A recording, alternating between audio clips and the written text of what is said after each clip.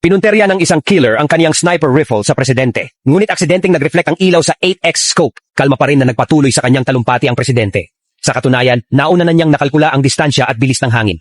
Isang segundo bago dumating ang bala, bahagya niyang iniikot ang kanyang katawan. Ang bala ay bahagyang tumama lamang sa kanyang braso, ngunit agad na umabot sa rurok ang kanyang approval rating. Walang sino man ang makakaakala.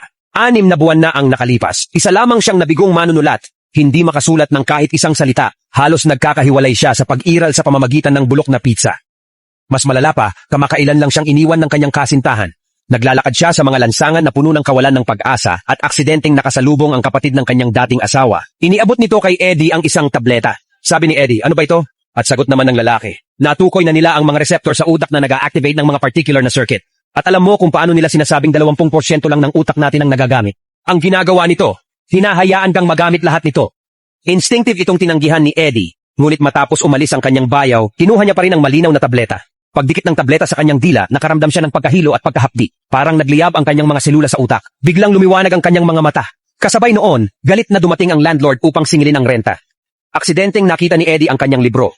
Mula sa isang sulok lamang nito, nahinuha niya ang problema sa thesis ng landlord. Ang librong iyon ay nabasa niya 15 taon na ang nakalipas, ngunit ngayon ay naaalala niya ang bawat salita.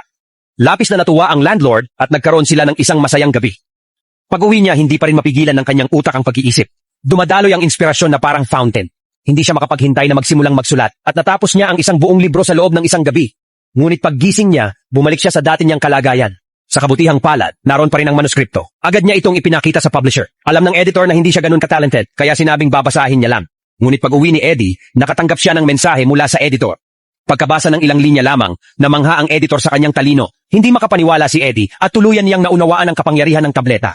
Agad niyang hinanap ang kanyang bayaw, ngunit puno ng pasa ang mukha nito at iniiwasan ang pag-usapan ng mga tableta. Sinabi nitong kunin ni Eddie ang isang suit mula sa cleaner. Pagbalik ni Eddie kasama ang suit, natagpuan niyang nakabukas ang pinto at tahimik ang silid. Sa loob lamang ng higit 10 minuto, napatay na ang kanyang bayaw. Natakot si Eddie at kumuha ng pamalo upang magtago sa isang sulok. Tumawag lamang siya sa pulis matapos makumpirma na ligtas. Ngunit bigla niyang naisip, baka ang mamamatay tao ay hinahanap ang mga tableta. Agad siyang nag-gloves at naghahanap ng mabilis sa silid. Sa wakas, sa ilalim ng oven panel, natagpuan niya ang isang bag na puno ng tableta. Halos matawa si Eddie sa tuwa. Dinala niya ang lahat sa bahay at sabik na nilamon ng isa pa, muling nakaramdam ng sigla. Nakagawa ng bagong akda sa loob ng 3 araw at natutunan ng piano sa loob ng 2 araw. Kahit ang pinakamahirap na investments ay naging laro, naitaas niya ang $800 sa higit $3,000 sa isang araw. Nang marinig ng kanyang dating kasintahan ang kanyang tagumpay, agad siyang inimbitahan muli. Tinititigan ni Eddie ang sarili ng may kumpiyansa, para bang kaya niyang gawin ang lahat. Ngunit di nagtagal, lumitaw ang mga side effects. Naramdaman niya ang pagkahilo at nakakita ng dobleng imahe. Natagilid siya papasok sa subway at nabangga ang ilang mga tulisan. Papatayin sana siya, ngunit bigla niyang naalala ang mga galaw ni Bruce Lee. Automatikong kumilos ang kanyang katawan at natalo niya silang lahat. Ngunit paglipas ng bisa ng tableta, sinalanta ng sakit ang buong katawan niya. Nawalan siya ng malay ng 3 araw. Pagkakising, hinanap niya ang mga tableta. Ngunit natagpuan niyang iilan na lamang ang natira. At wala siyang ideya, nagsimula na siyang targetin ng isang cold-blooded killer.